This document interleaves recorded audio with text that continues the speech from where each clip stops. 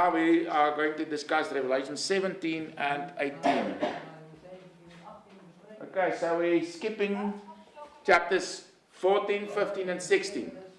Chapter 14 is just certain warnings that about the future. For example, saying that they should not, Christians should not, nobody should accept the mark and other things that is to come. Also some future reference to the coming of Jesus. It's just sort of giving various comments and warnings about the future. Chapter 15 and 16 is the scales, or the vials rather. And the vials we will discuss in the framework of the Battle of Armageddon on Tuesday, Lord's willing. Okay, so now we're discussing chapter 17 and 18. Is everybody with me? No problems. Are they happy? Are you happy? Are you happy? Out, my order. Do you think they're happy? I think so. Okay, the whore versus the bride. The prostitute versus the bride. The prostitute, we read about her in chapter 17. I believe you have read that. So the angels who throw the vials with God's wrath on earth show both these contrasting images to St. John. In the first case, they show the great whore or the great prostitute to St. John, and in the second case, they show the bride to St. John. The first we read about in chapter 17, the next we read about in chapter 21. So the bride and the great whore is clearly distinguished and contrasted. Both are depicted as a woman, the whore and the bride. Both are depicted as a city, Babylon and Jerusalem. And God's wrath is directed towards the whore, where the lamb marries the bride. So marriage, the marriage of the bride, is also a theme in the book of Revelation. Okay, let's discuss the great war. The first thing that I would like to accentuate is that she rules from Rome. So this whole discussion shows that she rules from Rome. Rome is the city that is of importance for our discussion. And it fits into the larger picture where we saw that the beast will come from the old Roman Empire. So at first, this prostitute, is the great city who reigneth over the kings of the earth. That's in the time of St. John. So which was this great city that ruled over the kings of the earth? Judith, in the time of St. John? Yes. Who was the great city who ruled over all the kings of the earth in the time when St. John had this vision? Which city was this, would you say, Judith? Rome, yeah. Remember, it was during the Roman Empire that he had the vision. And we saw that it was not Italy like today, that country didn't exist. It was the city-state of Rome. The whole empire was ruled over by the city-state of Rome. It was just a city that ruled the world. She is the great city who reigneth over the kings of the earth. St. John wrote the Revelation. When he wrote it, this city was Rome. Second, this war sits upon the 7 mountains. Marie-Louise, you agree with me? I'm glad that you agree with me. I'm glad. It makes sense. Okay, she sits on 7 mountains. Rome is known for the 7 mountains upon which she is built. It's well known, many ancient authors refers to these 7 mountains on which Rome is built. So there cannot be any doubt that these 7 mountains referred to in the passage in Revelation chapter 17 is the hills on which Rome is built, or are built. Rome is built. Okay, the third place, this war, this prostitute has great influence because all the kings of the earth have committed fornication with her. That is, they try to gain her favor in various ways. So all the kings of the earth tries to gain her favor, and the Bible describes this as prostitution. Fourth point, she is arrayed in purple and scarlet. Those are the colors. Purple and scarlet. This was the official colors of the Roman Empire. Purple and scarlet. Purple is the great color of kings and rulers of the Caesars.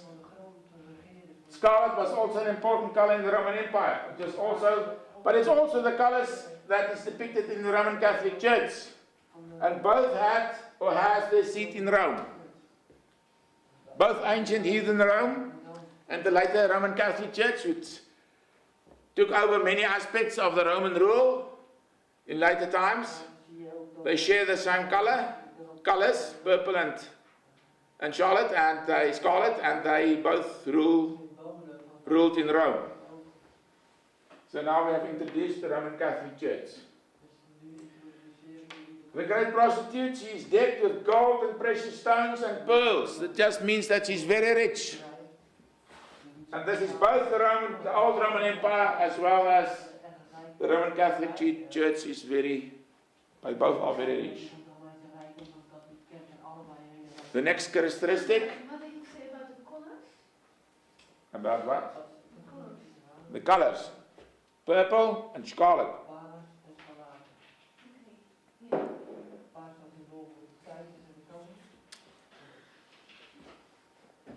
Proceed, tell her.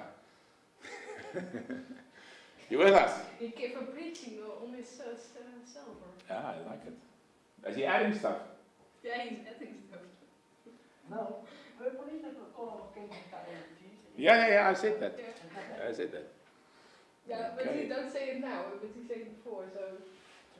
Okay, let's proceed. So this prostitute, the great prostitute, is drunk with the blood of the saints who were martyred by her. He's drunk with the blood of the saints. Revelation, there's an error, 17 verse 6. And both the Roman Empire and the Roman Catholic Church has killed millions of Christians for their faith. Think of the Inquisition. How many were killed by the Inquisition? Millions. Who have you have read Fox Book of Martyrs? You've read it? Fox Book of Martyrs. You've read it? Classic, Christian classic. Yeah, I've heard about it many times. You should read it. Yeah, You should read some books that's not written by Christians, like George Orwell's 1984, but you should also read books written by Christians, like Fox Book of Martyrs. And you'll have a broader perspective. You'll understand things better. So think of the Inquisition. So both the Roman Empire and the Roman Catholic Church persecuted and killed millions of Christians.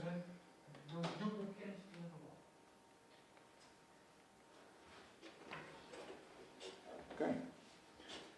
In the next place, she is depicted as a woman that sits upon many waters. The waters depict peoples, multitudes, and nations and tongues. Both the Roman Empire and the Roman Catholic Church ruled or rules over multitudes of people.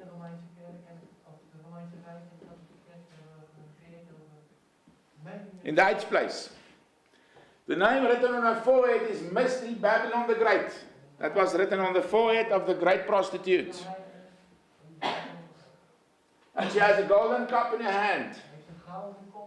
The prostitute is a city, right? Yeah, it refers to a city. But it's not only a city. In the same sense that the bride is also a city. So we find the bride is depicted as the New Jerusalem. But the bride is not only a city. It's the inhabitants of that city. So this refers not only to the city, but the system, the religious system who has its seat in the city. Okay. So mystery here, mystery Great Babylon, probably refers to some religious system. Maybe depicted by the wine, because wine played a major role in the earlier mystery religions. So maybe it's this kind of religious system that is being depicted here. It's called mystery. And the name Babylon is used elsewhere in the Bible to refer to Rome. Not the real historical Babylon, because in this period Babylon didn't play any role. It was an insignificant city. Rome became an important city. And now In old Israel, the focus was on Babylon, the time of Nebuchadnezzar, the exile. Now, in the New Testament, the focus is on Rome, the new Babylon. So the question is, does this image refer to the religious order of the old Roman Empire or that of the Roman Catholic Church? That's the question, because all these things, the 8 things that we've mentioned that are referred to in this chapter, could be either of these. What would you say? Which one would it be?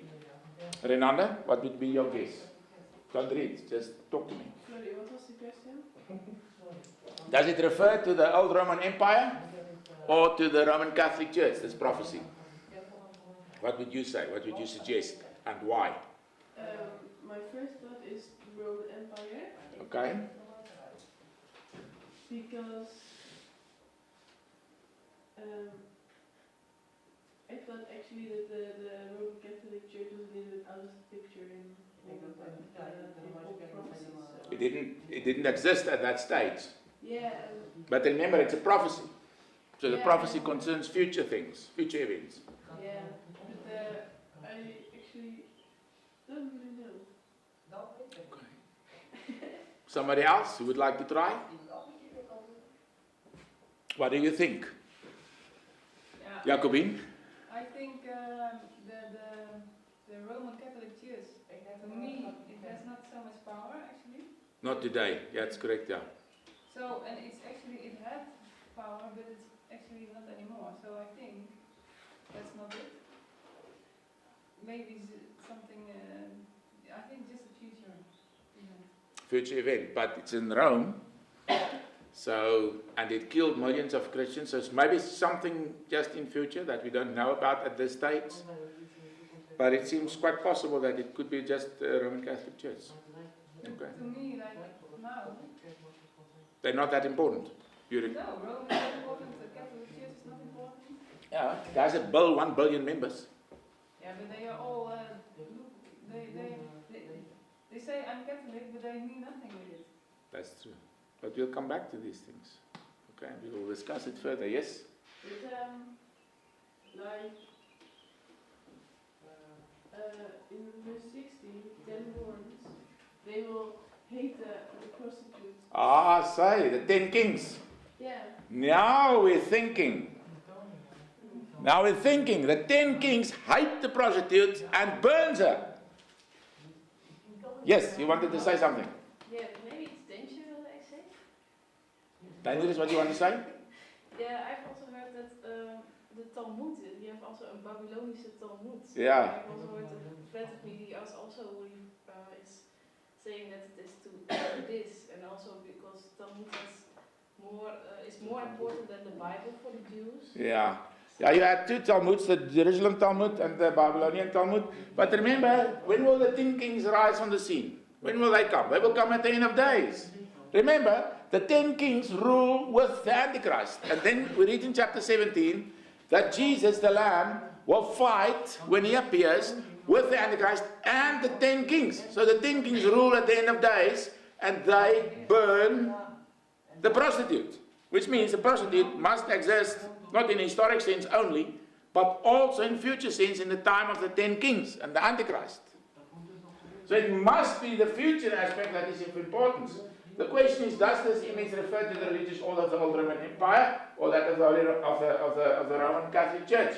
Should we read this passage in a historic context or does it refer to future events? Let's have a look.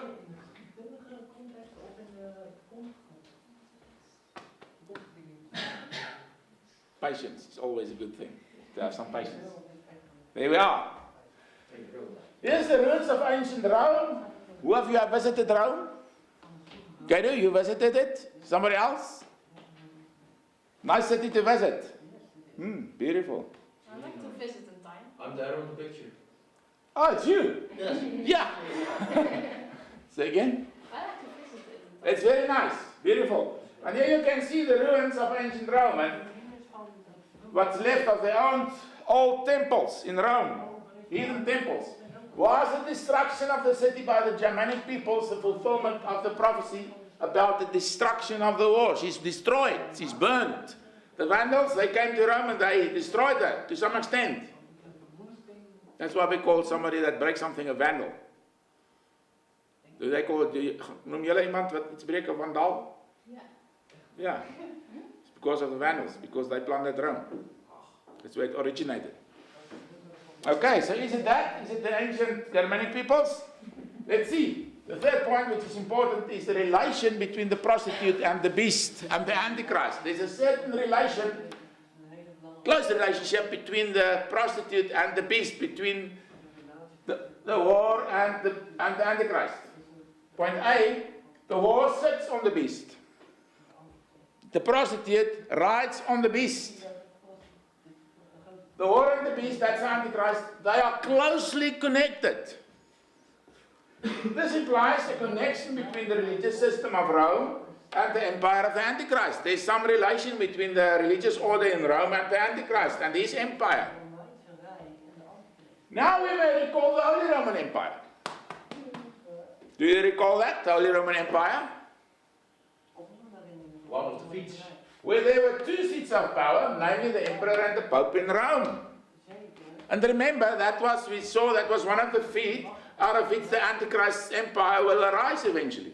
So this is already an historical perspective from which we should see the eventual empire of the Antichrist. So maybe some of these things will again come into force in the time of the Antichrist.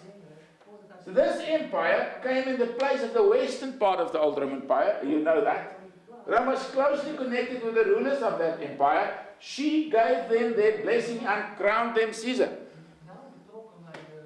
The popes crowned them since the time of Karel the Grote, Charlemagne. He was crowned on 25 December, the year 800 AD in Rome, unexpectedly, as the new emperor of Rome. And that they originated the new Holy Roman Empire, the new Roman Empire. We may propose that the future restored Roman Empire, we've just had this lecture previously, would also originally, or in the beginning, be a kind of Holy Roman Empire. In which case, the prostitute, or the religious system, in Rome would be the Catholic Church, and the beast, the Antichrist, would be a new Caesar, a new ruler of this empire. The Pope may crown the Antichrist as the new emperor. Yes? And you will say then, if I understand it on the right way, and you say out the Roman Catholic Church, we know now, Yeah. come a new kingdom, and that's the beast. And the Roman Catholic. No. What I'm saying is the beast will arise from the ashes of the old Roman Empire. But remember, the old Roman Empire included the two legs of the image of Daniel, chapter 2.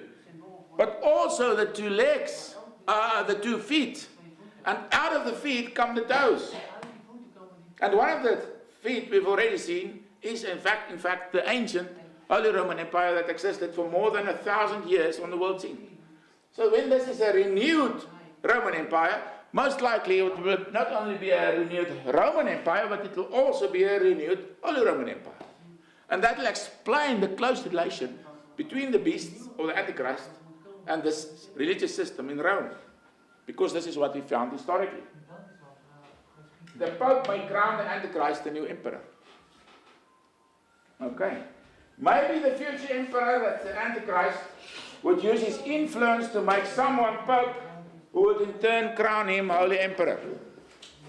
That's something that happened throughout history quite often, that the emperors had a great influence in Rome, and they tried to manipulate the choice of the Pope.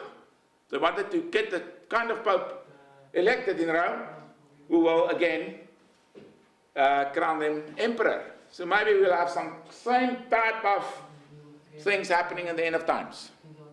Okay, maybe the future Emperor, the Antichrist, ons lees hy sal met lustigheid, remember Daniel 11, with deceit, you'll become the ruler of the emperor, of the empire. Maybe this is the way that he'll organize it.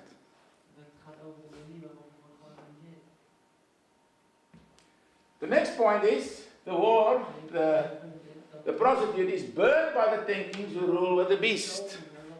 The 10 kings burn her. You understood? The 10 kings as the rulers of a future empire that will arise from the ashes of the old Roman Empire. Remember? The 10 kings will rule at the end of days. They give their power to the beast, that's the Antichrist. The 10 kings hate the war. And they burn her. So that can only be in the future. Because if the 10 kings, if they rule in future, in the time when Jesus will come and make war against them and the Antichrist, then the war, the prostitute, she must also exist at that stage in Rome. And the most logical, sensible way to think about it is historically. It means the prophecy includes the historic Rome. So it's something that came out of the system of Rome. And we know the Roman Catholic Church took a lot from the old Roman system. The colors, the wisdom, even the perspective on the Christians, because so many Christians were persecuted. Millions were persecuted and killed by the Roman Catholic Church.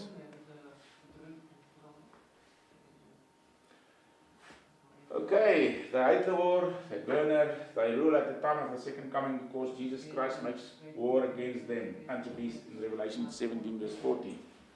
This war is most probably the great battle of Armageddon, which is depicted in Revelation 19 verse 11 to 21, where Jesus rides out on the white horse and where he fights with the beast and the kings with him, which is clearly referring to the 10 kings. It's not mentioned 10 kings in Revelation 19, but it's obviously the 10 kings because that's the way that we read it in chapter 17. It seems that the beast merely uses the prostitute to obtain his power and then destroys her. So he uses her to come to power. And since historically this has happened many times in history, throughout the Holy Roman Empire, it's quite possible that it will happen again. But then, hates her, will destroy her. And we'll reflect again on these things when we do the lectures that follows this series on Revelation, because then the first 3 lectures will be on current events and to see how these things, what is the first things that will happen before the coming of Jesus, what will signify his coming, and what will be how will the signs follow each other, the chronology of the end time events. We'll discuss that. If these things refer to future events in the time of the second coming of Jesus Christ, then this can only be the Roman Catholic Church that is so depicted. The old even Rome and its religious system is long gone.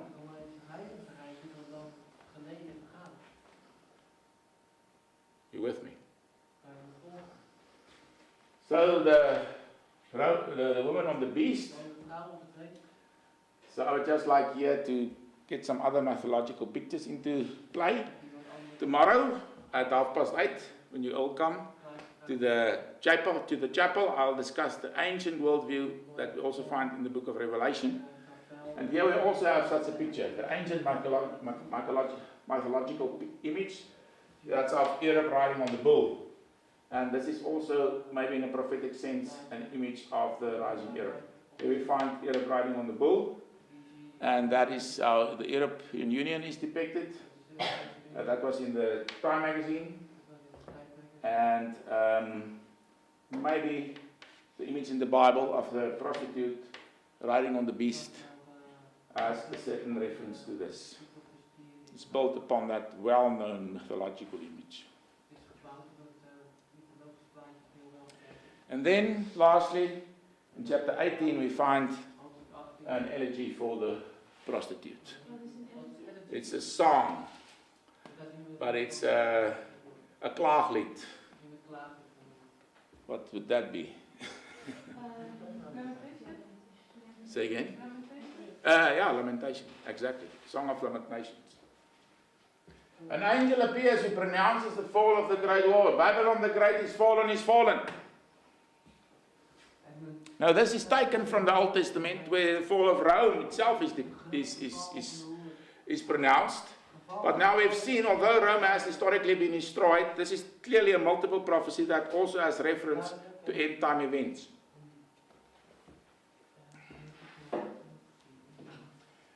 This elegy is sung for the very prostitute depicted and described in the previous chapter.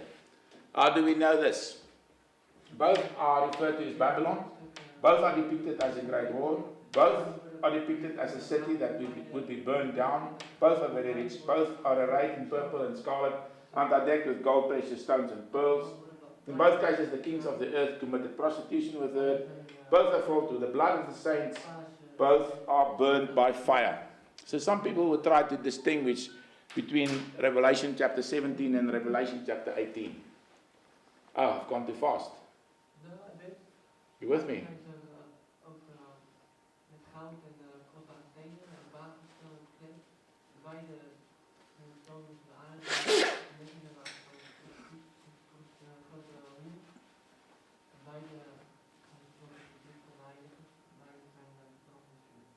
So there's some people that would like to say that we should distinguish between Revelation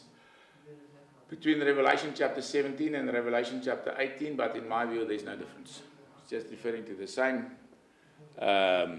entity, which is this religious system that at the end of days will rule in Rome, and this elegy is sang for this prostitute. That's a very ancient habit to write an elegy for the fall of a city. We have long, the first elegy that was written in this regard is the elegy regarding the fall of the great city of Akkad. But I won't go into that history and tell you about that ancient stuff. It's very interesting, but not so related to what we're talking about. In some sense it is, but that's too long story.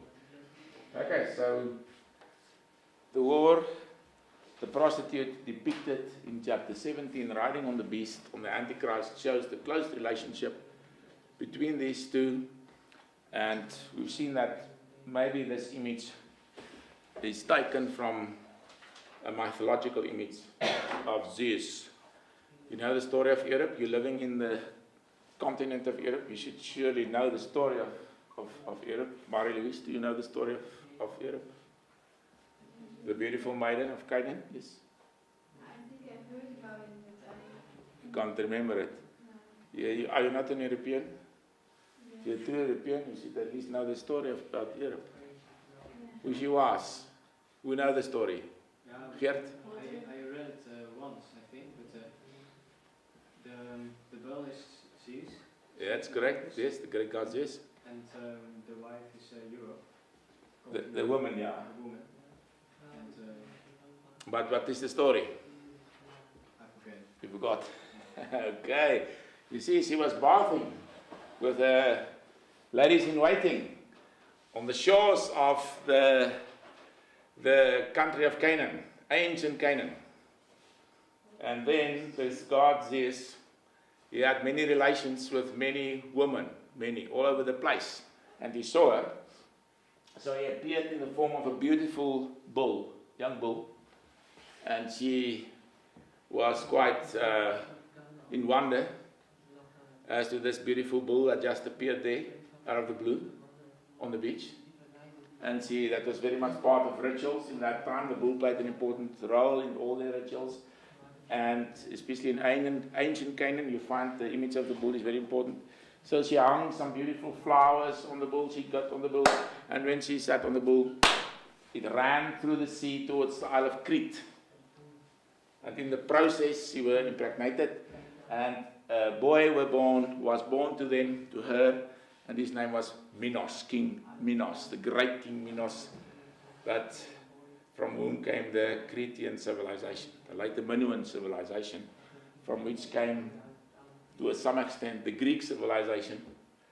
And he's a great father of all that came after that. So that's the story of Europe. She's the mother of you all. Yeah. Okay, so it seems that the Bible is again reusing this ancient image, reworking it, and apply it to the Antichrist and the prostitute. But the fact that it's in fact the name Europe originates there seems again just to reconfirm that we're talking about Europe in end-time context.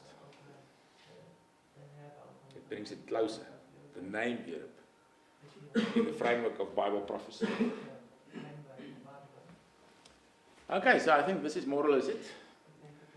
So for Tuesday, I would like you to read the whole book of Revelation, all the chapters. And it's maybe if you have some time, read again through all the chapters and remind yourself of the stuff that we've discussed. And then in my book, I would like you to read till chapter 28, except for 2 chapters on the rapture. You don't have to read that. If you want to, you can read the whole book, because the last part is just something that I will not discuss in class, about the festivals of Israel, for example, how that relates to the second coming and future events, that the second coming would be sudden and unexpected. In it, what does that mean? So if you want to, you can read the whole book, except those chapters on the rapture. And then it will be good if you can read those essays again, or at least read them, regarding the final 7 years and the final world empire, regarding the 10 toes or the 10 horns. It's about that.